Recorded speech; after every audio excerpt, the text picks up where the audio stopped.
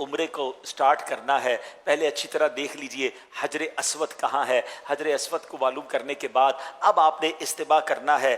آپ نے حجر اسود کو تلاش کرنے کا ایک طریقہ یہ بھی ہے کہ ایک گرین لائٹ وہاں پر لگائی گئی ہے، یعنی حجر اسود کی بالکل سیدھ میں حرم پاک میں سبز لائٹ ہے، اور ویسے بھی اندازہ ہو جاتا ہے وہاں لوگ کھڑے ہو کر استلام کر رہے ہوتے ہیں۔ حجر اسود تک جا کر بوسہ دینا آج کے دور میں تو بہت مشکل ہو گیا ہے، وہاں رش بھی بہت ہے، اور یہ کوئی مقابلہ کرنے تو ہم گئے نہیں ہیں کہ جناب کسی کو دھکا دے کر کسی کو گرا کر میں اس کے اوپر چڑھ کر جا کر حجر اسود کو بوسہ دوں، یہ جگہ تو عاجزی کی ہے۔ تو اگر آپ کو محسوس ہو رہا ہے کہ بہت رش ہے تو ویسے حجر اسود کی طرف نہ جائیں، بلکہ حجر اسود کی سیدھ میں کھڑے ہو کر آپ نے استلام کرنا ہے۔ پہلے آپ طواف کی نیت کر لیں کہ اللہ میں طواف کا ارادہ کرتا ہوں، طواف کی نیت بھی عربی میں بھی موجود ہے، اسے میرے لیے آسان فرما، میرے لیے قبول فرما۔ سیدھا کاندھا آپ کھلا کر لیں گے اور بالکل حجر اسود کی سیدھ میں آ کر اپنے ہاتھوں کو اس طرح اٹھائیں گے کہ آپ کی کانوں کے چہرے کی سیدھ میں آ جائیں۔ بسم اللہ والحمد للہ واللہ اکبر والصلاۃ والسلام علی رسول اللہ۔ آپ حجر اسود کی سیدھ میں کر کے اپنے ہاتھوں کو بوسہ دیں گے۔ جیسے ہی بوسہ دیں گے تھوڑا سا آپ رائٹ پر آئیں گے اور اب آپ ٹرن ہو جائیں گے۔ آپ کے بائیں طرف کعبہ ہونا چاہیے، لیفٹ ہینڈ کی طرف کعبہ ہو، اور اب آپ نے طواف شروع کرنا ہے۔ یاد رہے جو پہلے 3 چکر ہیں اس میں آپ نے رمل کرنا ہے۔ رمل کس کو کہتے ہیں؟ تھوڑا سا اکڑ کر چلنا۔ کچھ لوگ بڑا اچھل کود کر رہے ہوتے ہیں، ایسا نہیں کرنا ہے۔ آپ نے تھوڑا سا جس کو کہیں کہ اپنے کاندھوں کو چوڑا کر کے تیز تیز چلنا ہے، اور اس میں آپ نے اپنے جو پنجے ہیں اس کے بل چلنا ہے۔ اور یہ اس زمانے میں جب کفار ہوا کرتے تھے تو مسلمان ان پر ایک روب ڈالنے کے لیے اس طرح کیا کرتے تھے۔ تو پہلے 3 چکر میں رمل ہے، یہ یاد رکھیے گا، وہ بھی مردوں کے لیے ہے، خواتین کے لیے نہیں ہے۔ اور اگر بہت رش ہے، آپ کو لگتا ہے میں رمل کروں گا اور لوگوں کو تکلیف ہوگی، ٹکر ہو جائے گی، تو پھر آپ نارمل چلیں گے۔ ہاں اگر رمل کرنے کے لیے آپ تھوڑا کعبے کے دور ہو جائیں نا، تھوڑا سا لانگ آپ چکر کر لیں، تو پھر آپ کا رمل بھی ہو جائے گا۔ تو اس سنت کو بھی ادا کریں۔ کچھ لوگ یہ بھول جاتے ہیں، 3 چکر رمل کرنے کے بعد وہ پھر کاندھا چھپا لیتے ہیں، تو ایسا نہیں ہے۔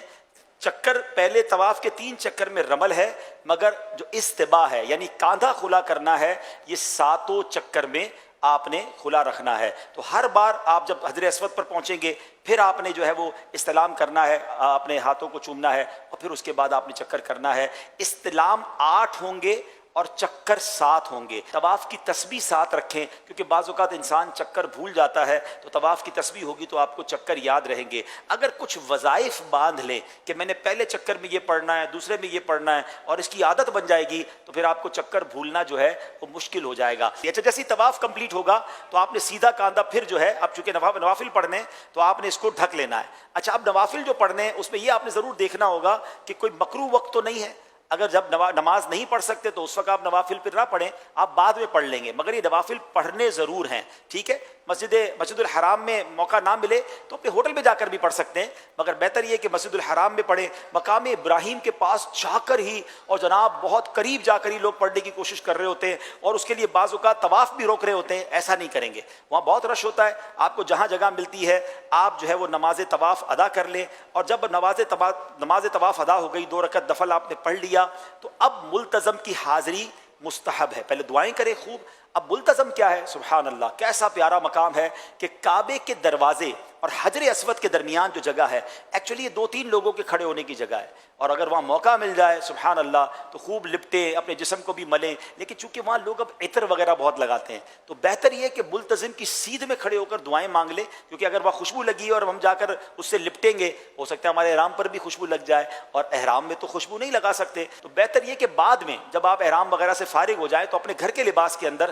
پھر جا کے کوشش کریں، اگر ایسا ٹائم ہو اس میں بھی یہ دیکھنا ہوگا کسی کو دھکے نہیں دینے، کسی کو تکلیف نہیں دینی، اگر تکلیف دیے بغیر آپ ملتزم سے لپٹ سکتے ہیں تو سبحان اللہ، یہ تو نبی پاک علیہ الصلوۃ والسلام کا انداز ہے کہ آقا نے اپنے چہرے کو لگایا، صحابہ یہاں آنسو بہایا کرتے تھے، تو آپ نے وہاں پر خوب دعائیں کرنی ہیں۔ ملتزم کی دعائیں بھی الحمدللہ رفیق الحرمین میں لکھی ہیں کہ وہاں کیا دعائیں کرنی ہیں۔ اس کے بعد پھر آپ نے جب ملتزم سے دعا وغیرہ سے فارغ ہو جائیں تو اب آپ آئیں زمزم شریف پینے کے لیے۔ سبحان اللہ، پہلے تو زمزم کا کنواں ہوتا تھا، اب وہاں پر کولر لگا دیے گئے، تو آپ کولرز کے پاس آ جائیں اور وہاں کر آپ زمزم پئیں، اور سبحان اللہ زمزم کی تو کیا بات ہے کہ نبی پاک علیہ الصلوۃ والسلام فرماتے ہیں ہمارے اور منافقین کے درمیان فرق ہے کہ وہ زمزم پیٹ بھر کر نہیں پیتے، تو زمزم پئیں، دبا کے پئیں، آئے ہائے، اور کعبے کو دیکھ کر تو زمزم پینے کا مزہ ہے، اس کا مزہ ہی اور ہے۔ بہرحال میرے پیارے اسلامی بھائیو، اب آپ فارغ ہو گئے، طواف سے، اب اگر تھکیں تو تھوڑا سا مزید حرم میں بیٹھ جائیں، اور فریش فیل کر رہے ہیں تو اب آپ صفا مروہ کی سعی کے لیے جائیں گے۔ صفا کا بورڈ لگا ہوا ہوتا ہے سعی کا، وہاں چلے جائیں، صفا پہ کھڑے ہو کر سعی کی نیت کریں گے، نیت کتاب میں موجود ہے۔ اس کے بعد آپ نے وہاں پر دعائیں کرنی ہیں۔ بہتر یہ کہ 25 قرآن پاک کی آیات جتنی دیر میں تلاوت ہوتی ہے اتنی دیر دعائیں کریں، یہ خاص دعاؤں کی قبولیت کا وقت ہے۔ اب صفا سے مروہ جو ہے آپ نے سعی کرنی ہے۔ بہتر تو یہ کہ اگر آپ کو موقع مل جائے کہ بیسمنٹ میں جہاں پرانی حدود اربع کے مطابق سعی ہے، اگر وہاں آپ کو موقع مل جائے تو وہاں جا کے سعی کریں تو وہ زیادہ ماشاءاللہ بہتر ہو جائے گا۔ صفا سے مروہ ایک چکر ہے، مروہ سے صفا دوسرا چکر ہے، پھر صفا سے مروہ تیسرا چکر ہے، مروہ سے صفا چوتھا چکر ہے، یعنی یہ 7 چکر پورے مروہ پر جا کر ہوں گے۔ شروع صفا سے ہوگا اور ختم کہاں ہوگا؟ مروہ پر۔ کچھ بیچارے حاجی سمجھتے ہیں کہ صفا سے شروع ہوا ہے تو واپس صفا پر آئیں گے تو ایک چکر پورا ہوگا، تو وہ 14 چکر کر لیتے ہیں، یعنی صفا سے مروہ، مروہ سے صفا کہتے ہیں اب ایک پورا ہوا، اب صفا سے مروہ، پھر مروہ سے صفا، تو 14 چکر میں بعض اوقات وہ تھک بھی بہت جاتے ہیں اور پھر گھبراتے بھی بہت ہیں۔ تو ایسا نہیں ہے، بہتر تو یہ کہ باوضو سعی کرے، لیکن بے وضو بھی سعی ہو سکتی ہے، بے وضو طواف نہیں ہو سکتا، یہ یاد رکھیے گا، ٹھیک ہے۔ اچھا، اب آپ نے صفا مروہ کی سعی کرنی ہے، اس میں ایک خوبصورت چیز آپ نے یہ دیکھنی ہے کہ میلین اخضرین، گرین لائٹس آئیں گی تو وہاں آپ نے دوڑنا ہے، مردوں نے دوڑنا ہے، مگر اس دوڑنے میں بھی یہ خیال رکھنا ہے کہ احرام بھی سنبھلے، بے پردگی بھی نہ ہو اور کسی کو تکلیف بھی نہ ہو۔ رش ہے تو پھر آپ نارمل چال سے چلیں، آپ کو لگ رہا ہے جگہ ہے تو آپ دوڑیں گے، مگر مرد دوڑیں گے، خواتین اسلامی بہنیں نہیں دوڑیں گی۔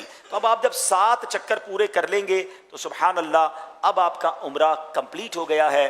اب مرد جو ہے وہ حلق کریں گے، افضل یہ ہے کہ اپنے سر کے سارے بال منڈوا دیں، اس کے لیے نبی پاک علیہ الصلوۃ والسلام نے 3 بار دعا دی ہے، اور اگر قصر کرنا چاہتے ہیں تو اس میں احتیاط بہت ضروری ہے۔ مروہ پر ہی کچھ لوگ کینچی لے کے کھڑے ہوتے ہیں، ایک ادھر کٹ مارتے ہیں، ایک ادھر کٹ مارتے ہیں، کہتے ہیں آپ کا عمرہ ہو گیا، ایسا نہیں ہے۔